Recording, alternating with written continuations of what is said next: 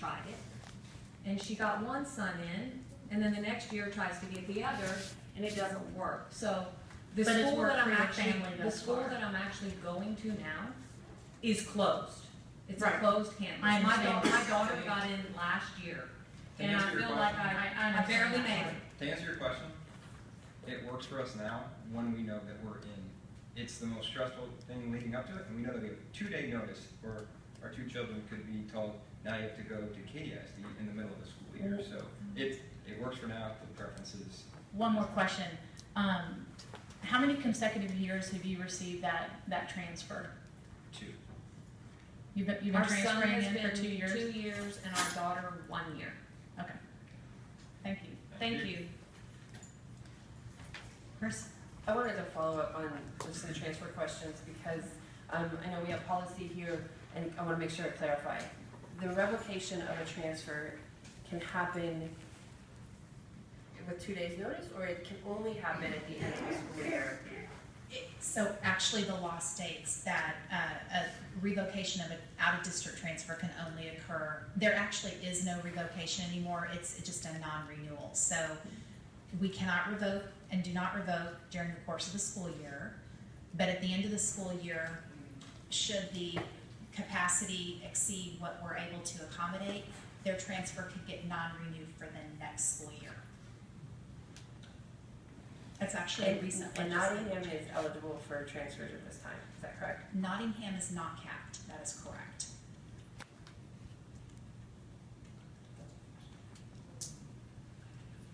Wayne? But, explain. If we have room in another school, but they want Wilchester to go to, and it's full, these parents don't want to go to another school, say they want, that's it. But they could possibly transfer into a school that has space, correct? That is And the correct. same thing would be true with Stratford High School. They could go to Northbrook or Springwoods High School if there's space available. That is correct. But they want to pick their own school that they want to go to, and it could be full. It could be full. Okay, sorry, Okay. we're not, we're gonna just listen and let everyone speak. I will, go ahead, sir. For Dr. Wilson, Ms. Wilson. Just confirming the net economic issue with, I know that if the annexation would increase our recapture payment, but it would be a net economic, Right, harm, right. financial harm for the district. Right, as the value per student increases, then so does our recapture.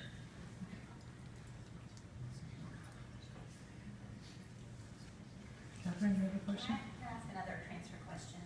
There was something mentioned about UIL. Is there any, what are the restrictions in regards to UIL So transfers? I don't have the law with me, but there are some restrictions when you are transferring in from an out-of-district school as a high school student, as a freshman, that you have to sit out a year. I don't have the exact wording of the law with me, but that is correct. Whether they're a freshman, a junior, whatever, they must lay out one school year before they can participate in the varsity. Yeah, that is correct. Varsity level? Correct, yes. And can you clarify for me with the transfer policy? Yes. It's annual through 8th grade, but if they transfer in as a freshman, they stay for 4 years. Is that correct at the high school level? That's not in policy. It's not in No, that's policy? not in Is that a policy. practice? That- You have to resubmit every year? You have to Okay. resubmit every year, correct. Okay. Wayne? Karen, I have a tough one for you to answer for me. Spring Branch offers homestead exemption, correct? Yes. Katy offer homestead exemption? No, sir. Spring Branch's tax rate is the second lowest in Harris County or the area. Katy's is the second highest in the area. So if we annex this deal, will all these homeowners now get a tax break and be able to reduce their taxes coming to Spring Branch? Yes.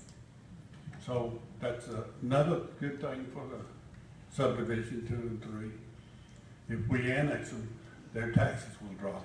That is true. Bob? For these 24 parents that, the parents of the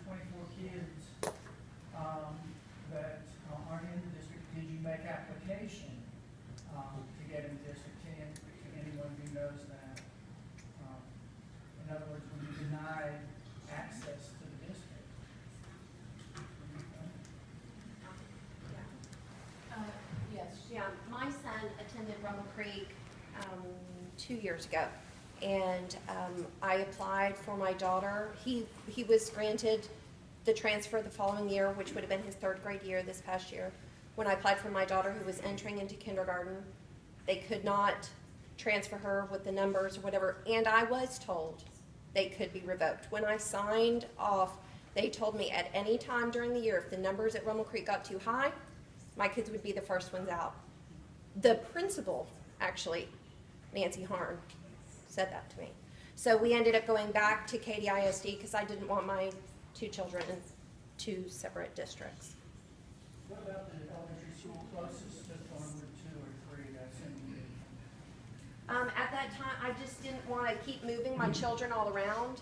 I didn't want to take my son from a Katy school to one Spring Branch school to another, and then have my daughter somewhere else also. So I wanted them together with the possibility of moving into Nottingham.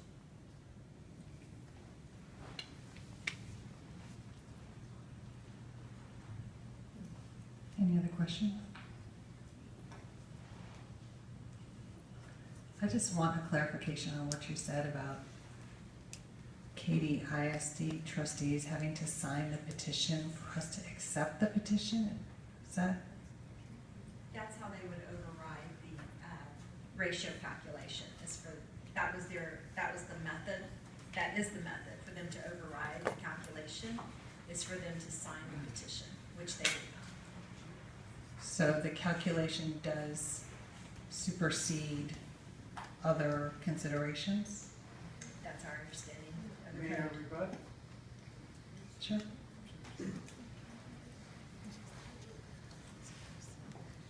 That is not how the statute works. The statute says unless the majority of the board members or trustees from the detaching district approve it by a majority, then the area may not be detached unless you meet this ratio. And then the case I cited was that is not an element, it's a conditional element. And had the first board approved it, it would not even have become right. But since they didn't, it does not make it your issue either. It is up to the petitioner to demonstrate before the commissioner that the ratio is met. You should not be looking at the ratio as a factor. That is not what is required under the statute. And to use that is what I determined, what I quoted for you in the case, would lead to a finding of unfairness and an abuse of discretion. And Katy's decision is subject to appeal for unfairness and likely reversal. Okay. Okay. Any other questions? I do have another question. So once a petition like this comes to the board, or to the 2 boards, is there a period of time once the districts make a decision before a petition can come again? That's 3 years, if it's denied.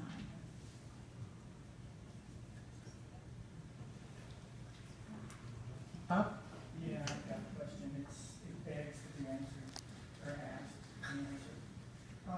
What has changed from the point in time when you bought your home in Katy ISD to today? What has changed to make when you knew what school district you were buying in? That's very true. We did, and I actually, when purchasing the home, my first words to my wife were, I can't believe this is Katy ISD and not Spring Branch. We were specifically looking in that general direction. We know Katy ISD to be great education. There's no doubting that. We've said that. What we didn't know was that all of my son's friends that he plays ball with, all of my daughter's friends that she plays ball with and goes to extracurricular activities, live across Eldridge. And they don't see each other all week long. Same with my son. So all those people are currently in Wolf Elementary, not too far away, just on the street. but you've heard stories of folks from Memorial Parkway Junior High and Katy Taylor High School, 8.5, 9.5 miles away from our home, and they see each other during the day, and then they don't the rest. We did not expect that. We did not know that. Now we found that out, and now we know we're a mile and a half away from the other schools. If I could add one thing, of course, some of these folks have owned homes there for 30 years, so a lot has changed in 30 years with the congestion in the energy corridor. But I think more than that, now I wondered this tonight, I mean, you folks probably live in Spring Branch, and you probably don't go to Katy very often. I don't know, maybe you do, but you probably don't go there during rush hour. It's easy to assume that if you're going against traffic, no big deal. But as with any other part of I-10, during rush hour, either side of I-10 can be madness. So I think when you suddenly have a 17-year-old and you're thinking about the math, and you've driven to Katy and experienced the rush hour and the problem of it, that's a little startling. And yeah, shame on us for not doing that before we bought our house, but this is the situation we're in. And it wasn't the situation for a lot of these folks 30 years ago, so.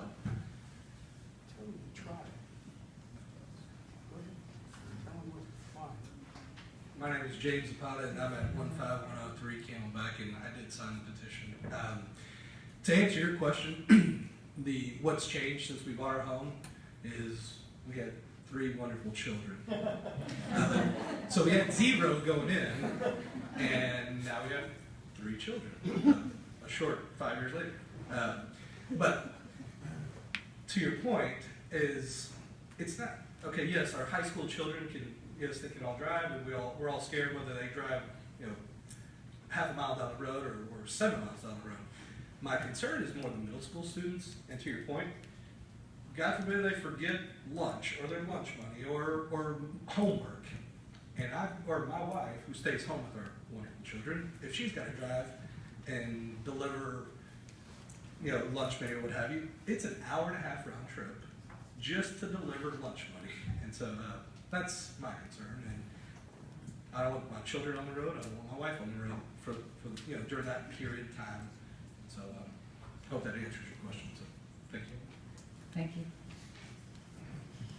Last one. So for us, it was a diagnosis. I mean, my daughter, we moved into Thornwood in 2011. 2012, she was diagnosed with autism, and we tried Katy ISD.